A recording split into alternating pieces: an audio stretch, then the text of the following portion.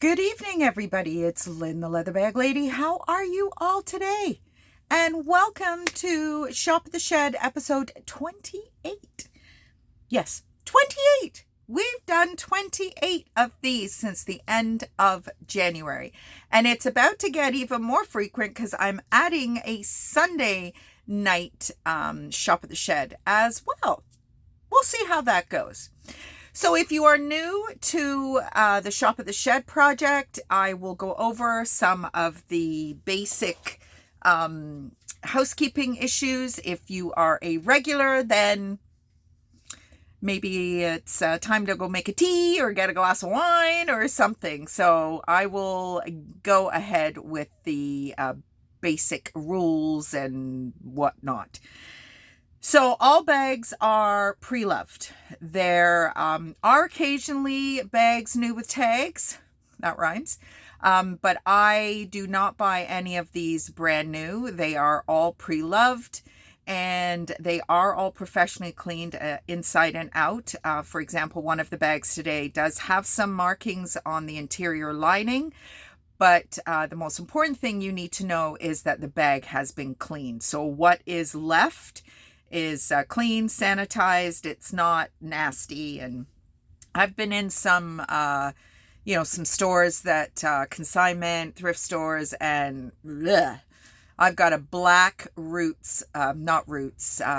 Coach, beautiful black leather Coach, but the inside of it is nasty. So it's been sitting on the floor in my living room for a little while. So all bags are pre-loved. They are professionally cleaned and refurbished. So if there is a little bit of sprucing up on the color, some loose threads, no rips, tears, damaged zippers, broken handles, or anything like that. And if there is something a little bit more adventurous damage-wise, I will always, always, always point it out.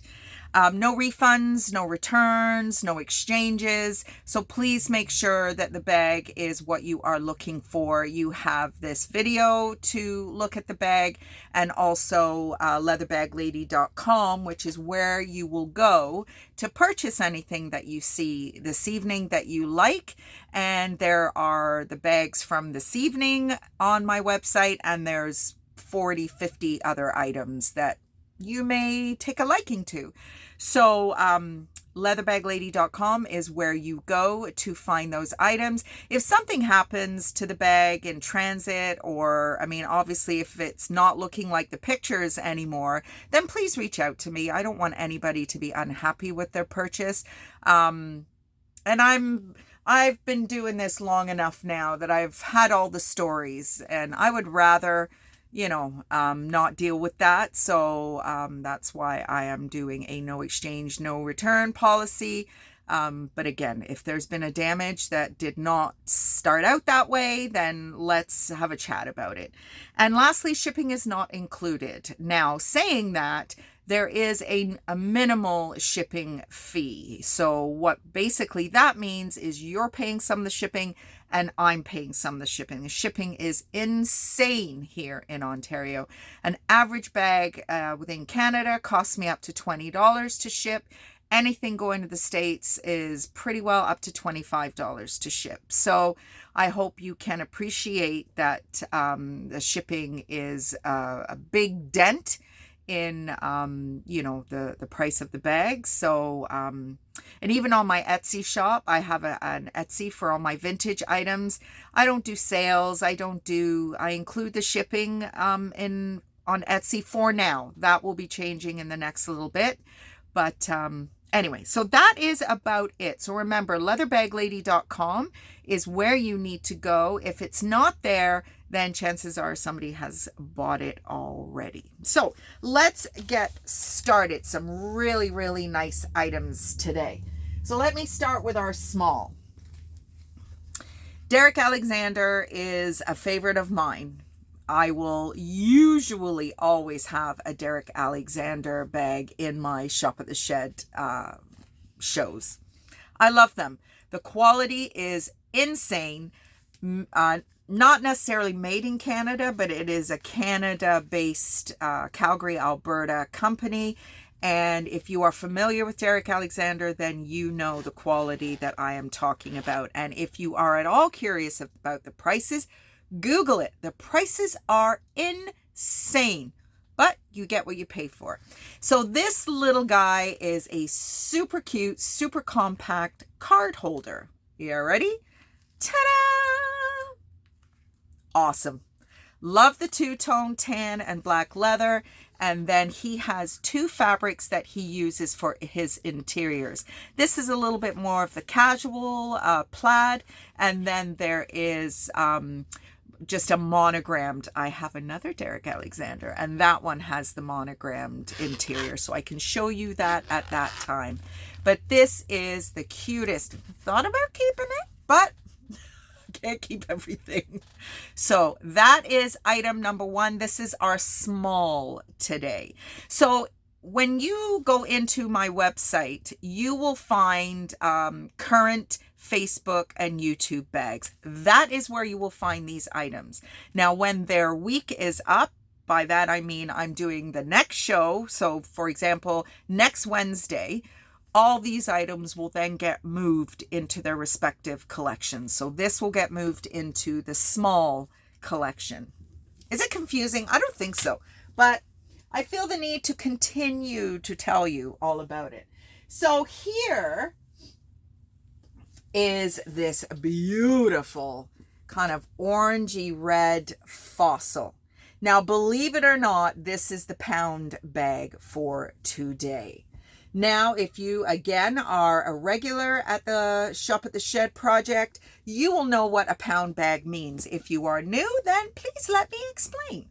So some of these bags I get, and they are either something that I know I'm not going to be able to refurbish, or something that I thought I could refurbish and didn't quite make the grade. And that's what this bag falls under the category of.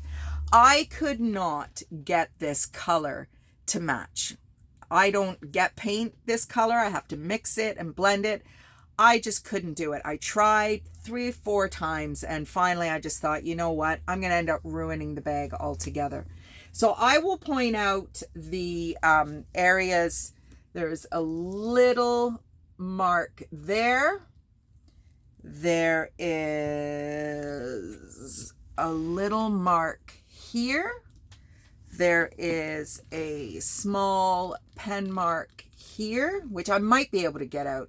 But the worst of it, which really is not that bad at all, is the corner wear. So it is there. It's just a little, you can see it really on that one. To me, that is just, oh, and there is some darkening on the straps. The glazing is in great condition, believe it or not. You know how I feel about glazing. I hate it. It's the devil. So I really had to think about this bag because it does have a color coordinated. It matches the interior brown leather adjustable shoulder and crossbody strap. The interior is in amazing condition. You've got 2 slip pockets, 1 and 2, and then you've got a zipper pocket, and then there is your fossil branding. So this, I have some really amazing fossil bags. There's a burgundy one on there that just has a ink spot on it, which it's in one spot. It's on the back, I do believe. And I am so stunned that that bag is still sitting in the pound bag collection. These fossil bags are beautiful. There is no key with this bag. Not all of them come with a key, and none of them come with a key now, because if you've listened to one of my other episodes, they are no longer doing the key, which just blows my mind. When you have such an instantly recognizable branding element, why would you change it? Now it's some sphere that spins around or whatever. Somebody made a boo-boo when they decided to get rid of the key, because the key, they went from a kind of brass key to a plastic key, which was bad enough, then to a wooden key, then back to the metal base key, and now no key at all, which I just think is tragic. I really do. So next up is another one of these fabulous nylon travel bags. And having come back from the Dominican this time last week, I was in the Dominican. What was I doing?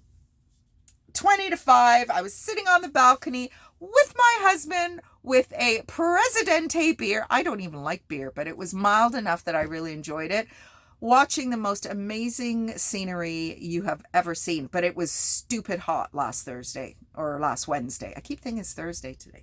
But anyway, so I appreciate what these little bags are for now. Because when you're traveling and you're not allowed to take bottles of water into the airport or into the departures or whatever. But once you get there, you have two places to put bottles of water or suntan lotion or after sun or bug spray or whatever you want to do. There is a very teeny weeny little mark here. There is a zipper compartment here, but it does have a little hook zipper pull. This has an RFID protected card slot area, just in case, you know, these people come by with the scanner or whatever it is. Then you've got a compartment on the back, again with one of these carabiner, I don't know if it's a carabiner thingy, but that's just a pocket. It's a very compact size. The strap is super long. It's got hooks. It's got, this thing is lockable, so you can lock just to try and protect you depending on where you're going. But if you're going to Europe, you need some kind of protection for your information. You even got a light. They've thought of everything. There is a zipper compartment and there are two slip pockets. So Travel On is a really, really good quality company. I decided to start carrying some non-leather items just because I'm finding, for a whole bunch of reasons, the leather is getting super expensive. I went thrifting yesterday, $34 for a bag in Value Village now. I mean, these bags are $45, $55. There's no way I can pay $34. Offer you a bag. I try not to go over 50, 60 bucks unless it's something really special. It's just getting really, really difficult to do. So beach bags, I think that's where I might be going in the future. They're so much cheaper and so much easier to store. And anyway, that could be something you see in coming years. But a super, super long strap, nice base so it'll stand up. Really nice travel bag. So that is item number 3. Now,